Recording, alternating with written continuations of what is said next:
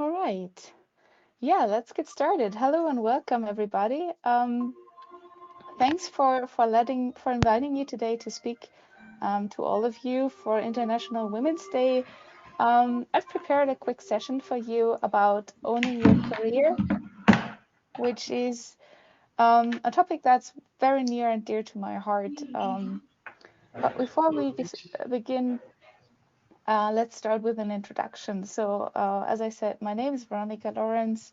I live with my husband in Munich, in Germany, and I have 9 years of IT experience and have done mainly project business. And I joined AWS Professional Services 2 years ago as a migrations consultant. So, in my role, I'm leading migration projects. That's what migrations consultant means. So, we help our customers migrate their on-premises servers and databases and network to AWS, to the cloud. And I'm doing this with customers across all industries. So right now, for example, I have customers in finance, I have customers in retail, I have customers in manufacturing. So this is really a very interesting role because I get to learn a lot. I get to see a lot of different companies. Um, and yeah, when I was preparing for a meeting today, I was thinking about 10 years ago, I was still studying something completely different. I was still studying chemistry, but I was a bit at a loss because during my studies, I was, well, falling out of passion with the subject. I lost my passion, I lost my drive to continue studying chemistry.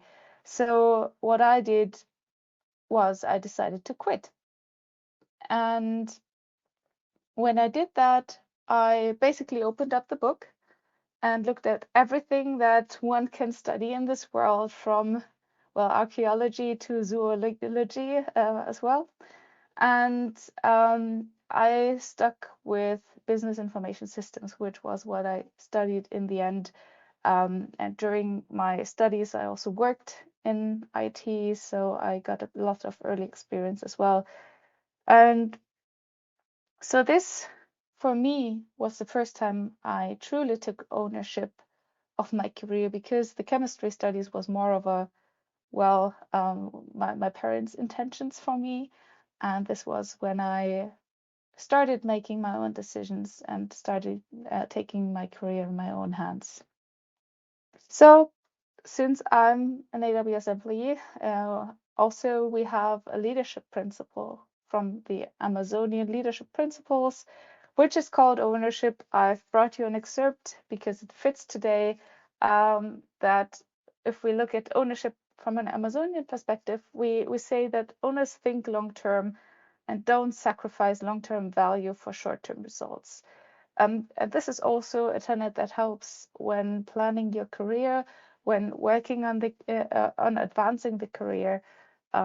Always keep the long-term opportunities and long-term view in mind. But when we take a step back and really look at how can you own your career, because it's not something you can just buy and put it on a shelf somewhere. So if we look at the dictionary, and yes, I know it's a bit cheesy to include a dictionary definition here, but I think it fits because we have two meanings here for definition of owning something. First definition, and the usual one, is to have or to hold something as property, and the other one is to have power over something. And we're talking here really about the second meaning. We're talking about how you can have power over your own career, how you can work mostly independent of all external factors to advance your career. And now, don't get me wrong, I know that a lot of career is about your environment and your opportunities and your luck as well. But today I brought you something that will help you, no matter who you are, no matter what your goals are, no matter what you want to achieve. You can use this to advance and to get better in what you want to do. And that is growing your skill set and gaining experience. So the next few slides are something that we call a flywheel at Amazon. So famously, the first flywheel was about how Amazon, the website, can grow over time. And I mean, we can see that it's worked. I've now designed my own flywheel for you today, which is something that once it's in motion, it continually keeps moving and moving and moving, and it's basically a virtuous cycle which really helps you, owning your career, growing your career. So we're talking about growth today. First up, we start every time we start with learning. And now learning is the first step for everything, but it's not just about going to university. It's not just about going to school or formal education. Of course, formal education helps, but if I'm honest with you, I mean, my degree helps me to this day, but the content I'm working on right now is all based on my own experiences and the things I've learned from past projects. So it's more of an entryway, and you can also get this, especially in IT. You get the chance to join the career with maybe not so traditional means. So learning is about getting started. And you can also do this if you have an internet access. There's tons of free resources out there to learn, to grow, to learn new technical skills, to learn how to do project management. There's so much out there, and I've brought a few things for you today.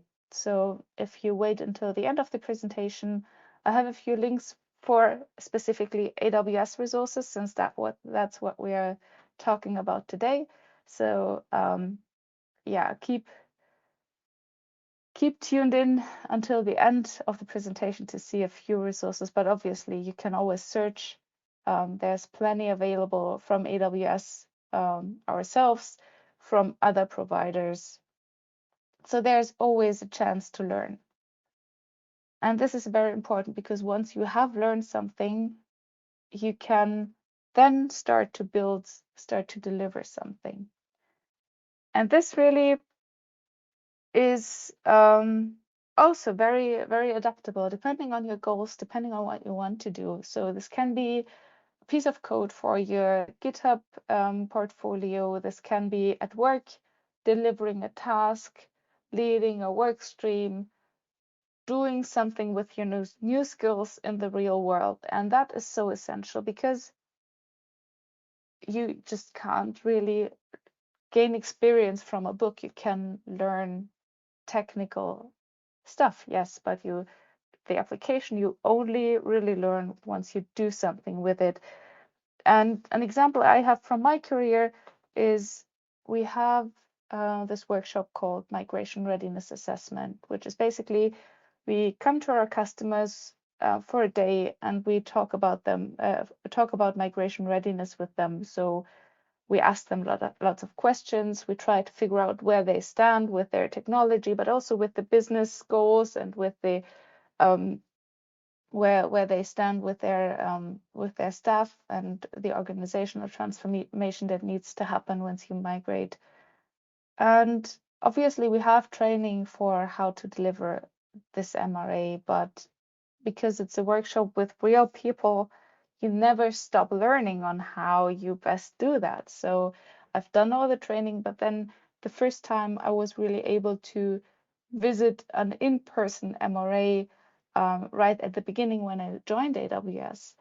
That was when I truly started learning on how to do it. And the next step was then taking part in an MRA and asking the questions myself. And to this day, I mean, I've now delivered, I think, over 20 MRAs in the 2 years I've been with AWS, and I still continue learning. I still have things that come up that are new because every customer is different, obviously. And then once you have done something, once you have delivered something, once you have built something, it's very important that you take the time to assess what you have done. And that means taking an honest look at yourself, taking an honest look at what you've delivered, and thinking about it. So what went well? What worked well? What can you do again? Maybe you can build up a repeatable pattern that helps you in the future. But also, obviously, the other side of the coin is maybe what didn't work so well. Where you're struggling? Where do you still have potential to learn and grow? And there's always something. Also, at this point, it's very, very useful to have somebody out there to give you feedback. This could be a colleague, this could be a friend who's also in IT and maybe has a bit of coding experience to just review your code and give you feedback. Because it's always easier to look at something with a bit of distance. And if somebody gives you feedback, that's really very precious gift. So if somebody gives you feedback, please listen, please take notes. Not everything is true all the time, but it always gives you insight on how your work appears or how other people perceive your work.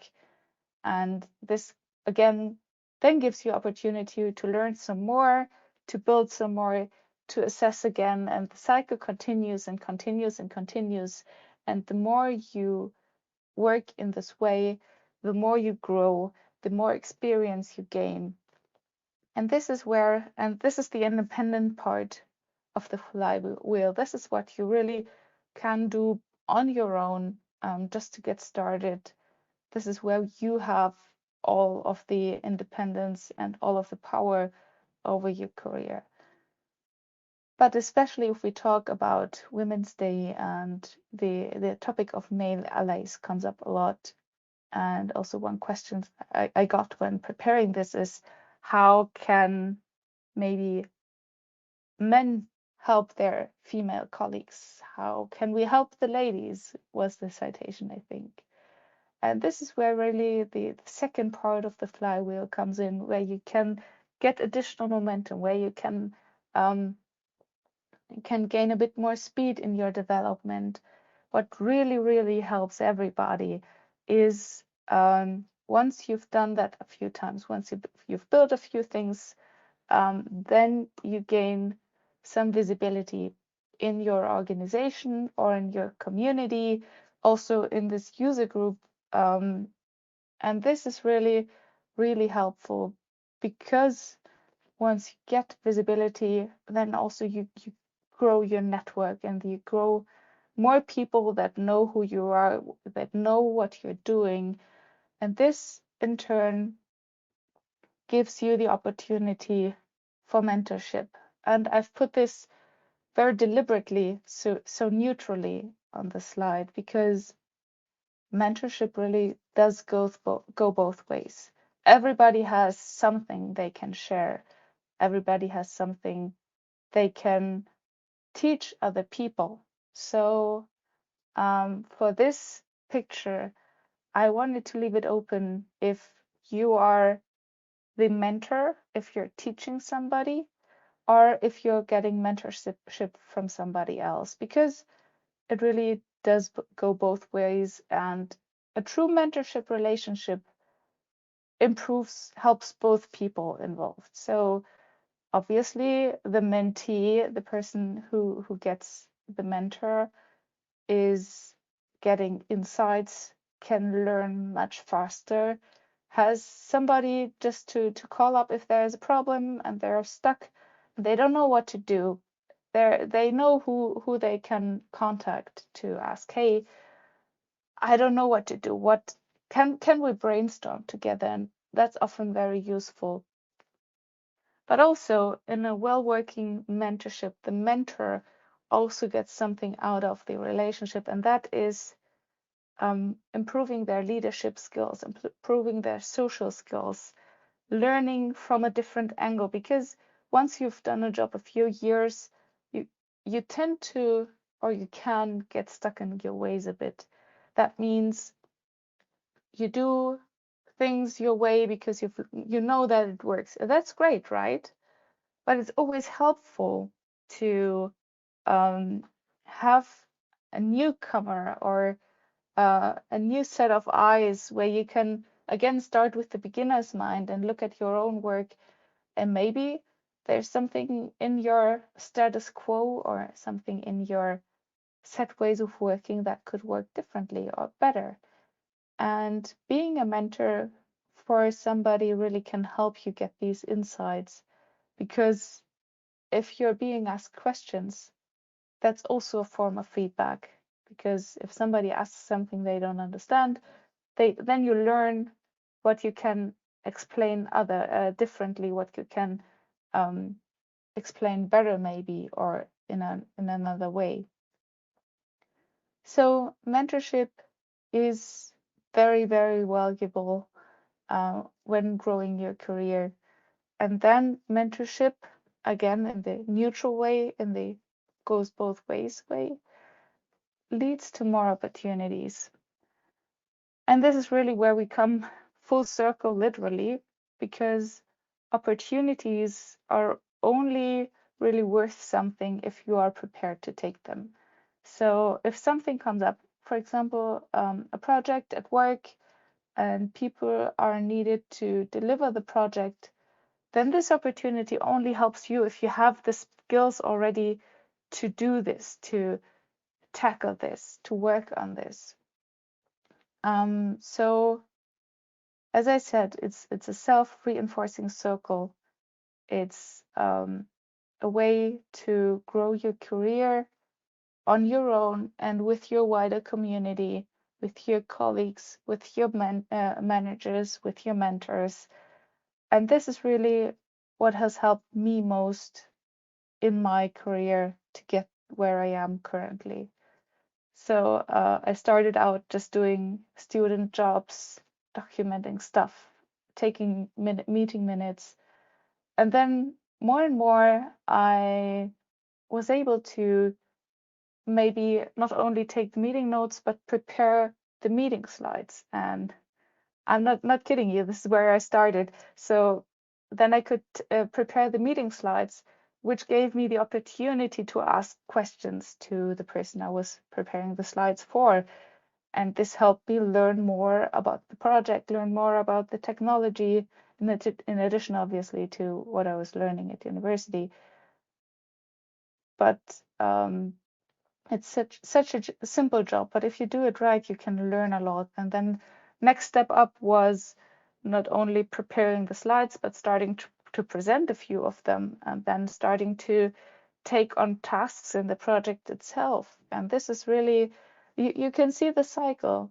And I've always taken care that I get feedback from my manager, I get feedback from my colleagues, I get feedback from my customers. That's very important for us at Amazon, but it's very important for everybody. So for us, it's just a very strong part of our culture. Every project that we deliver, we have a mechanism where we gain feedback from the customer. And so slowly I grew my career from just being the student who helps out now and again to really gaining technical skills, to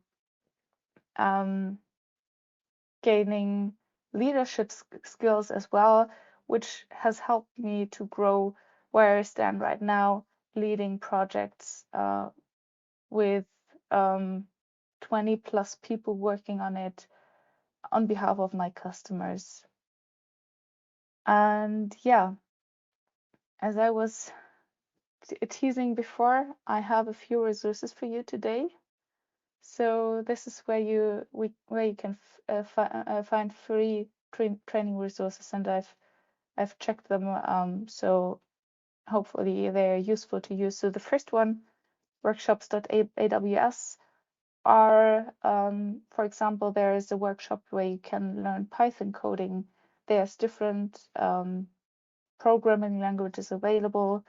Then if you want to dive not more the general technological topics, but really go into AWS, then we have a new tool which is called Skill Builder, which you can use to learn and prepare also for AWS certifications. So that's a very useful one, and I hope it will be helpful to you. Then in addition to that, we have courses, so you can just type in the URL as it stands here. And you should get to a site where you get lots of free courses also on AWS technological topics. And then lastly, we have the Restart initiative, which is basically a free, I think, 12-week training program for if somebody wants to change their career, if they want to switch up your career. So maybe you all are today here are already working in IT, but maybe somebody in your family or maybe somebody in your community wants to get started. And I've checked, there's a training center in Kenya available, so maybe this helps some of you as well. And yeah, with that, I'm now closing the recording, and we can get started with your questions.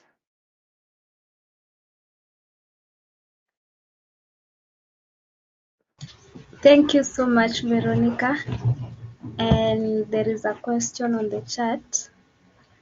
Hey, Veronika, with your level of experience, do you get